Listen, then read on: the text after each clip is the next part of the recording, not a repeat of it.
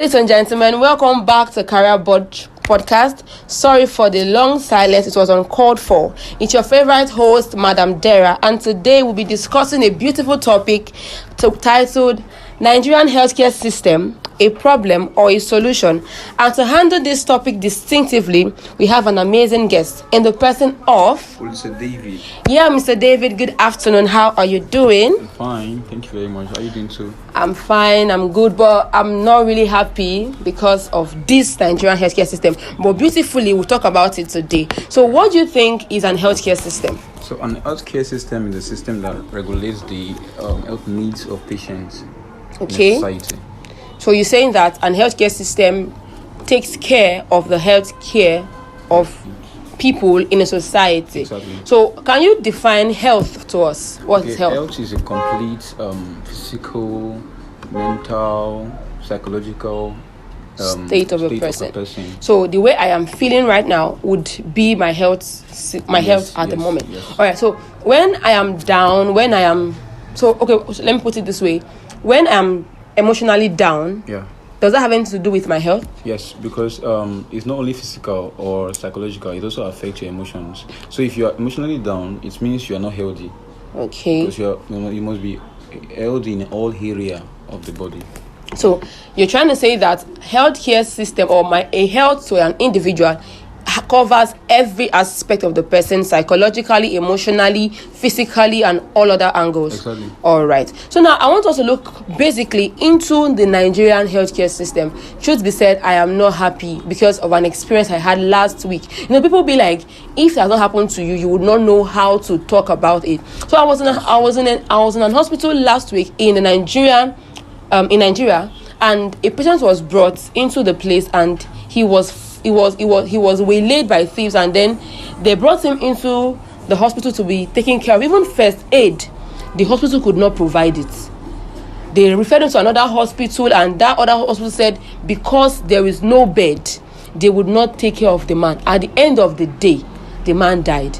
So in that instance now, as Nigerian healthcare system, has it failed, or has it has not even solved the problem, because it has literally failed? For them not to be able to take good care of that person, even though they are not the ones who give life, but they should have done the necessary thing. Why are they deficient in their work? Why are they not living up to expectations? Okay, thank you so much. Basically, we have a lot of hospitals. We have the private sector, we have the public sector.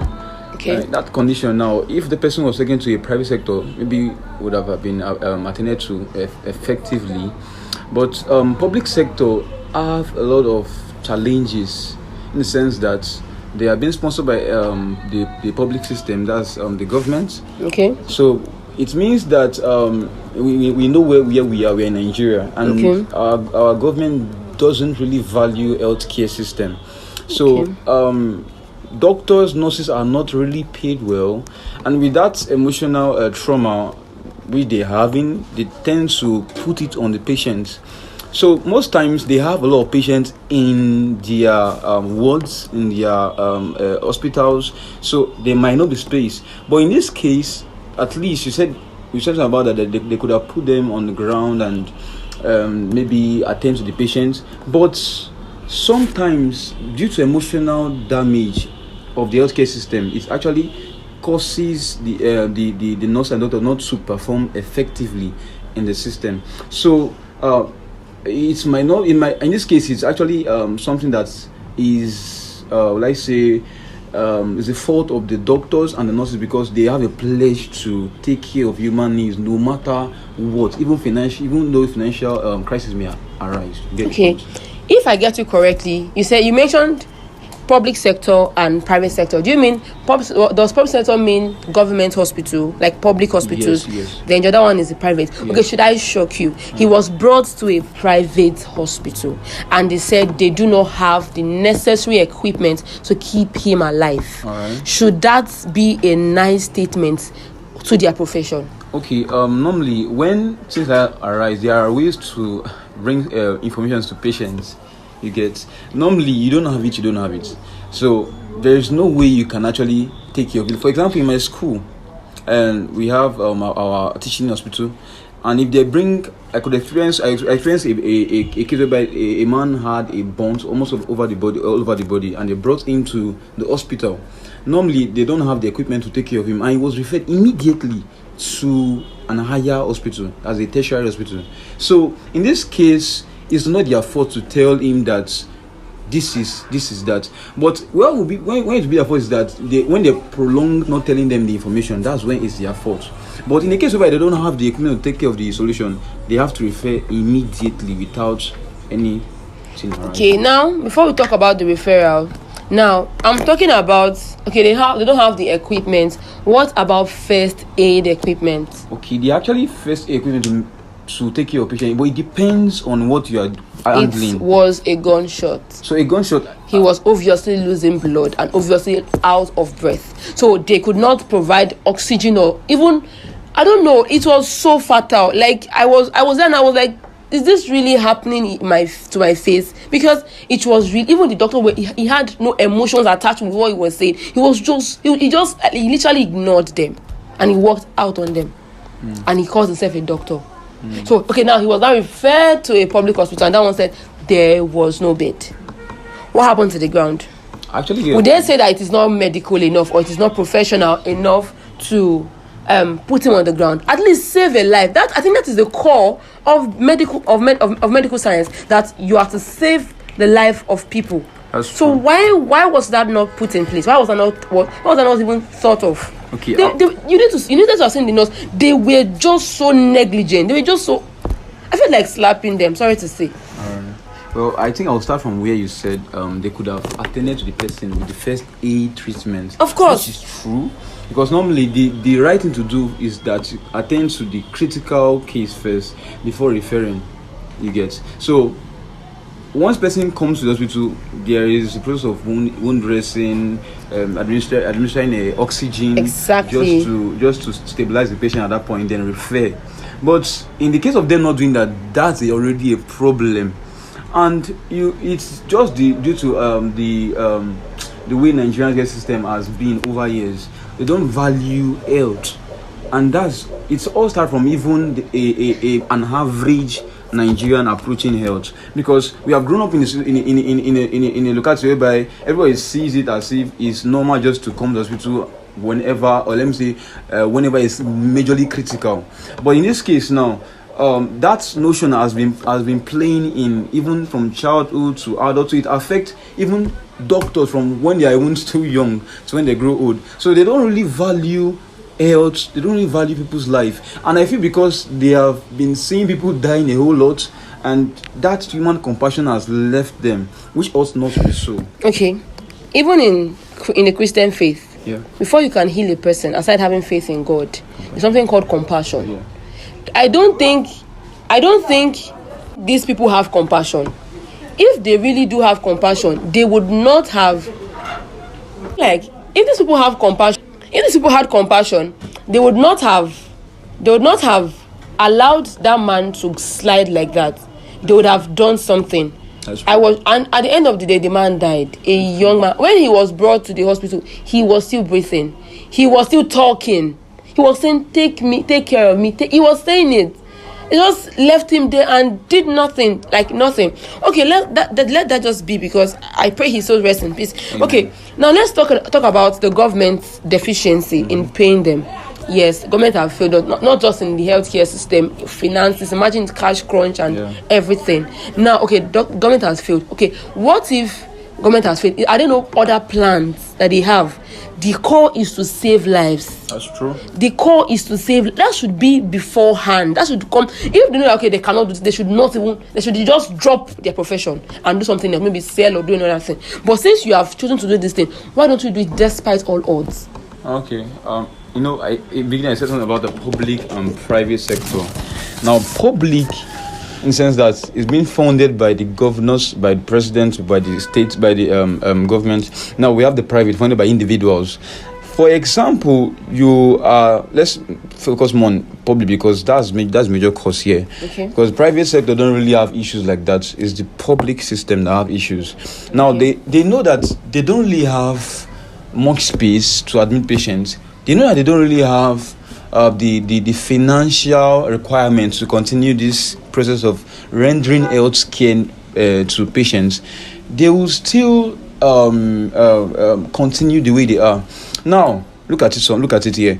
If the government are not providing the finances required for the daily run of the hospital, it's going to affect not only the hospital, not only healthcare delivery, but also the healthcare practitioners, because most of them might not really have other businesses that they do. They might depend only on the healthcare on their profession. That's the healthcare profession. So you can't really blame them because you're saying, should they have any other thing to? Should they start bringing their money to treat patients, which ought not to be so? It's government, and it is government, because other Western countries, you can see how they value healthcare system, but here even we can see how they don't even pay interns very well, because that's how Nigeria has been. So normally they're supposed to value healthcare practitioners very well, healthcare system very well, but our government has failed in that aspect. So giving money to the hospitals to continue this daily run is necessary for advancement. And if that is not available, the healthcare professionals like the doctors, the nurses, the dentists, they don't really have choice. Most people are traveling out of the country because of this same issue. So who will stay to continue it? It's the government problem. Now, talking about the private sector, we have the individuals taking care of hospitals, and in that is really limited because they don't really have much. So they can only handle the little they can handle, and they are trying their best, which is just what save life. So now you're trying to say that the failure, the deficiencies in Nigerian healthcare system basically is tailored down to the government. Exactly. So the government are not providing enough materials for the proper running of the hospitals. Exactly. All right. So I like more of experiences, because I think experience teaches better. That's true. I've been to general hospitals before. Aside the lack of materials needed to take care of patients, their approach to patients is something else. I don't know about medical sciences a lot, but I read a lot. But I don't know if there's something called courtesy in their list. They do not have courtesy. Patient needs to be taken care of. Most times they can be very annoying. At least patients are the clients, isn't it? That's true. But their manner of approach and every other thing is literally very bad. I'm not going to ask them to use their own money, but if you love your job, what can't you do? All right, let's now run down to the topic. Now, Nigerian healthcare system. To you, do you think it has provided solution to a lingering problem, to health problem basically, or it is the problem itself? Actually, it's the problem, and also when I say the problem, I mean, is it the cause of people failing health? Is it the cause of people dying instead of emergencies and all of that? Actually, in that case, I would say it's the cause, and also I would say it's not the cause. Okay, it's the cause in what aspect? In what sense is that bringing patients who are critically ill to hospital, they are meant to be attended to immediately. So if there is deficiency in that aspect, that means they have failed in their duty. Okay. Now, not being the cause in that some conditions or some diseases might not necessarily be the what the hospital can do. There's a condition that before you can bring them to hospital, even that is already predictable that they will die on the way.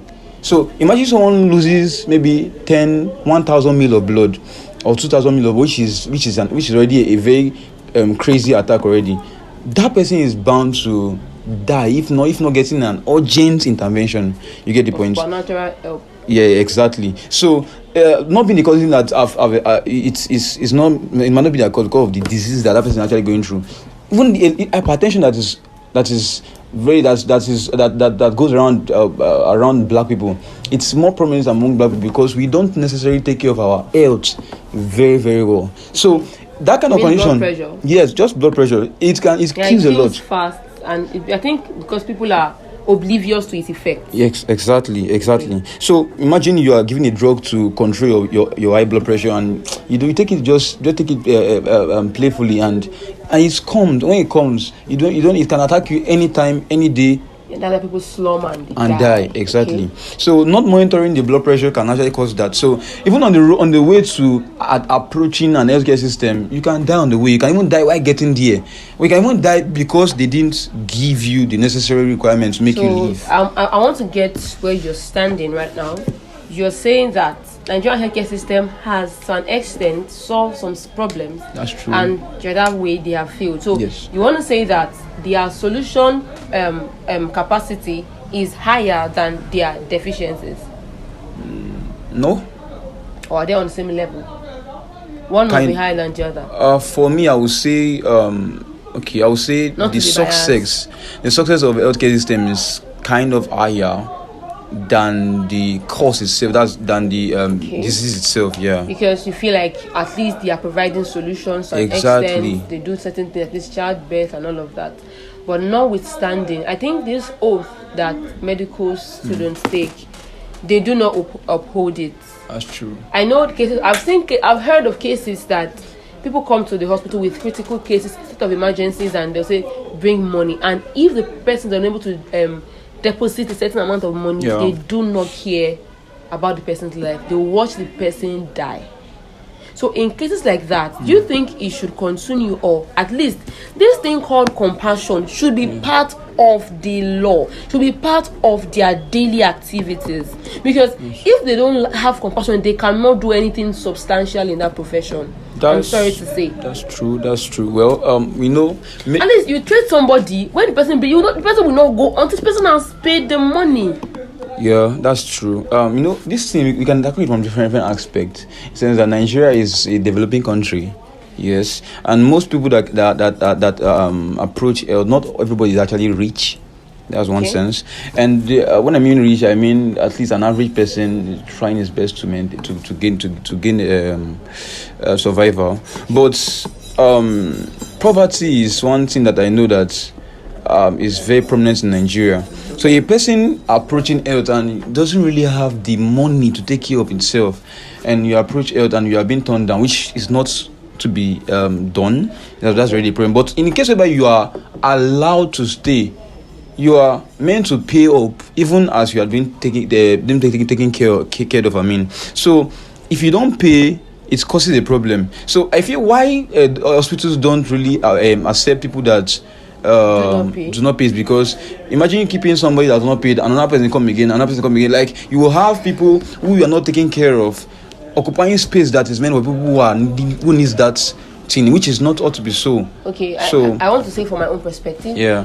I don't care where I stay if I'm sick, so long as you give me life, you take care of me. All right. When I'm fine, I'll stand and all that. But ignoring people and looking at them die because of money is out of the radar. That's not the goal. It is not. You're not even professional. To me, you are not.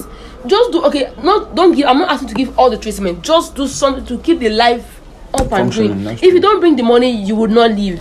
But watching people die based on the fact that they cannot provide the amount needed is out of it. So now looking at it from what you said Nigerian healthcare system is trying and they are not trying. Yeah. I don't think this is enough for me. I think I will talk about it in another episode. So now, what can you say to Nigerians about their health? What advice do you have to them? Because I say to people every time, if you're a Nigerian, take care of yourself. Eat fruits, work out, do exercises, rest. How do you advise Nigerians about their health? Because the healthcare system is failing and we should not fail with it. So how do you advise them? So there are a whole lot to bring into this question. Okay. Now, the most common sickness that affects Nigerians is malaria. Okay. Malaria.